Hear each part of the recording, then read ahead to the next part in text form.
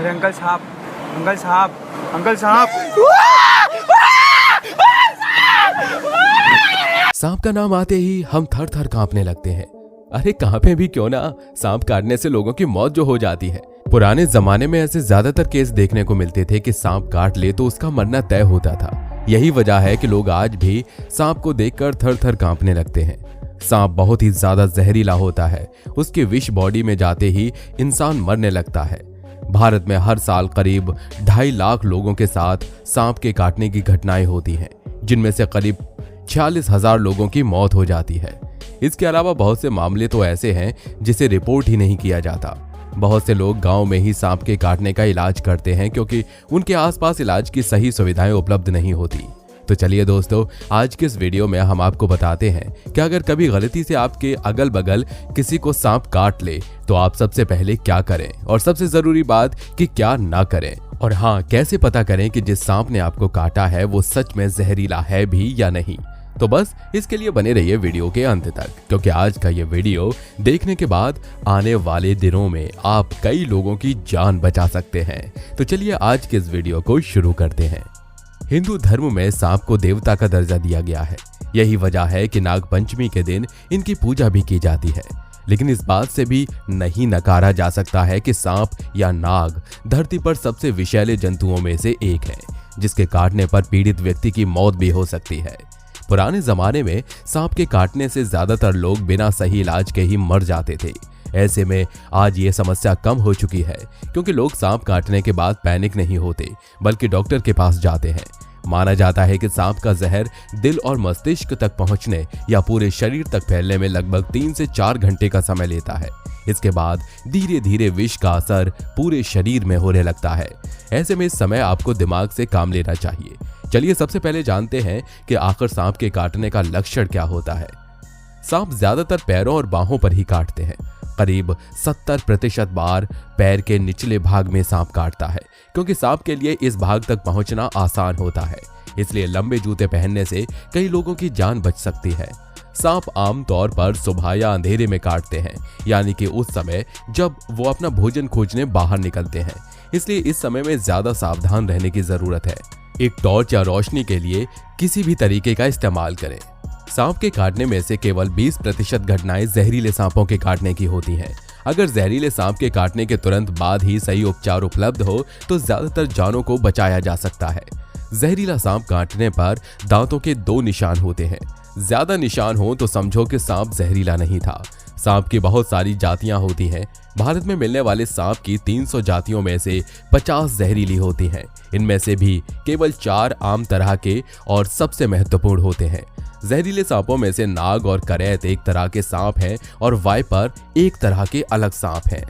जहरीले सांपों द्वारा काटे जाने की घटनाओं में से आधी से ज्यादा नाग और करैत के काटने की होती हैं। इसके बाद हराफिसी का नंबर आता है और इसके बाद रसलस वाइपर का। कोबरा और करैत के जहर से खासकर दिमाग पर असर होता है, जबकि वाइपर से खून में जहर फैलता है। जहरीले सांपों में से मैयार यानी कि कॉमन क्रैत सबसे ज्यादा गुस्सैल सांप होता है, जबकि वाइपर उतना गुस्सैल नहीं होता। हालांकि ज्यादातर सांप तभी काटते हैं जब उन्हें छेड़ा जाता है, पर यह हमेशा ही सच नहीं होता। सांप किसी भी चीज को ठीक से देख नहीं पाते, इसलिए कोई भी हिलती डुलती चीज उनका ध्यान खींच लेती है। अगर कोई भी पैर सांप का रास्ता काटे तो सांप उस पर हमला करने की कोशिश करता है। इसी तरह से घास आदि काटने के समय हाथों पर सांप काट लेते हैं। सांप का विष खून से कम लेकिन लिम्फ के रास्ते से ज्यादा चढ़ता है। सांप का जहर असल में प्रोटीन होता है। यह सांप के ऊपरी जबड़े में स्थित एक थैली में मौजूद रहता है। ऊपरी जबड़े के दोनों ओर स्थित एक एक थैली जहरीले दांतों की जड़ों में खुलती है। वाइपर के जहरीले दांत अंदर से इंजेक्शन की सुई की तरह होते हैं, इसलिए जहर ठीक शरीर के अंदर चला जाता है। कोबरा और करैत के दांतों में एक खाली नली होती है, जिससे होकर जहर काटे जाने वाली जगह में चला जाता है। सांप अपने दुश्मन को मारने के लिए जहर का इस्तेमाल करते हैं। मेंढक या चूहे को मारने के लिए यह जहर काफी ज्यादा होता है, परंतु दूसरी ओर इंसानों या मवेशियों को मारने के लिए इनकी एक डंक के जहर की मात्रा ही काफी होती है।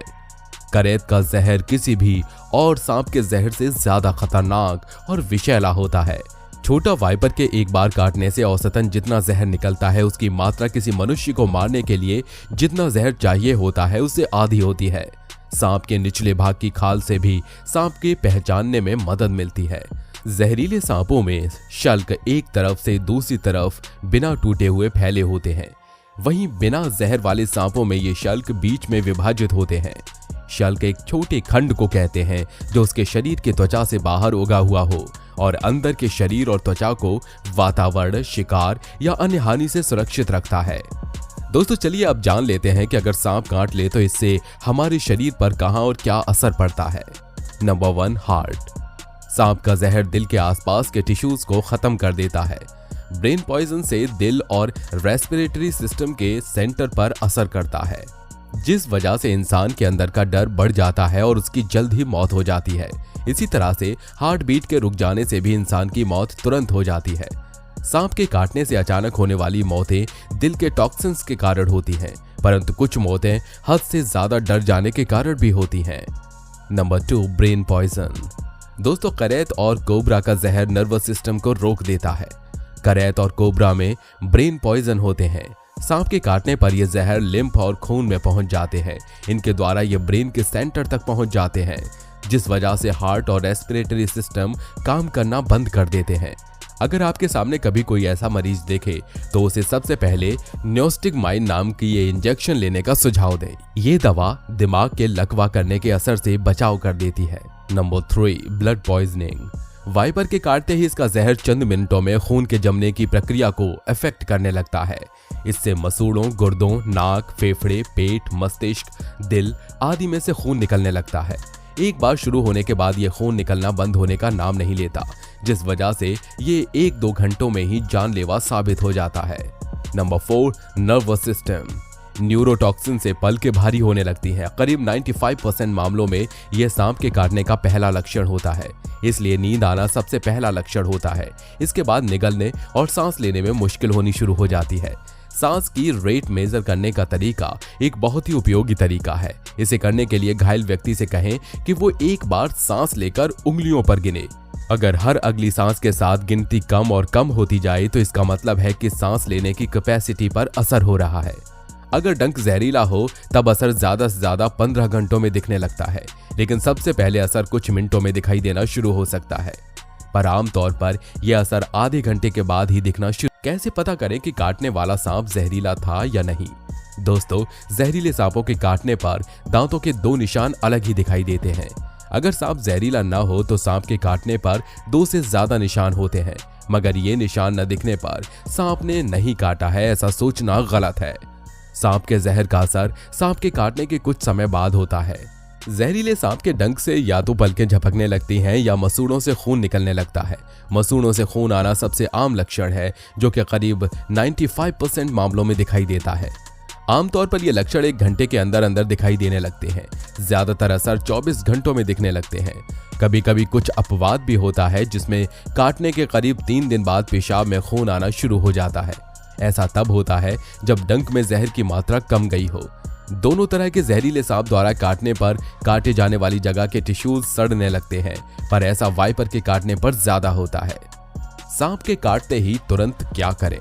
सबसे पहले पीड़ित व्यक्ति को लेटे रहने को कहिए, इससे विष कम फैलता है। इसके बाद सबसे पहले घायल व्यक्ति को दिलासा दिलाएं कि वो ठीक हो जाएंगे, क्योंकि ज्यादातर लोगों की मौत डर की वजह से हो जाती है। इसके बाद उनसे घटना के बारे में पता करें। फिर काटी हुई अंग को गीले कपड़े से हल्के से साफ करिए। अब 4 से 6 इंच चौड़ी इलास्टिक क्रैप बैंडेज लीजिए। अगर ये बैंडेज नहीं है तो चुन्नी, साड़ी या धोती आदि की पट्टी इस्तेमाल कर सकते हैं। काटे हुए हाथ या पैर को नीचे से ऊपर तक ये पट्टी हल्के दबाव के साथ बांध दीजिए, या प्लास्टिक पाइप लेकर इस अंग को बांध दें। इससे उस अंग की हलचल कम हो जाएगी। अब पीड़ित व्यक्ति को बैम्बू या चद्दर के स्ट्रेचर पर लेकर एम्बुलेंस में रखें, और अगर पॉसिबल हो तो डॉक्टर्स को फोन कर पहले से ही सूचना दे दीजिए। इस वक्त घबराहट बहुत ही हानिकारक होती है। इससे शरीर में विष जल्दी फैलता है। डंक मारे हुए जगह पर जख्म बिल्कुल न करें, इससे संक्रमण की आशंका बढ़ती है। अपने मुंह से भी विष चूसने का प्रयास बिल्कुल न करें। मंदिर या झाड़ फूक में अपना समय बिल्कुल न गवाएं, और न ही अस्पताल पहुंचने के पहले लगाए हुए पट्टी को छुड़ाएं। अगर आप गलती से भी ऐसा करते हैं तो आपका ये भूल आपके लिए जानलेवा हो सकती है। अस्पताल में इंजेक्शन देने के बाद डॉक्टर ही इस बैंडेज को हटाएंगे। तो दोस्तों, आपको हमारी ये जानकारी कैसी लगी हमें कमेंट करके जरूर बताइएगा। और हाँ, वीडियो पसंद आई हो तो वीडियो को लाइक करिए और अपने दोस्तों के साथ इसे शेयर करिए और साथ में इस चैनल को सब्सक्राइब करना बिल्कुल मत भूलिए।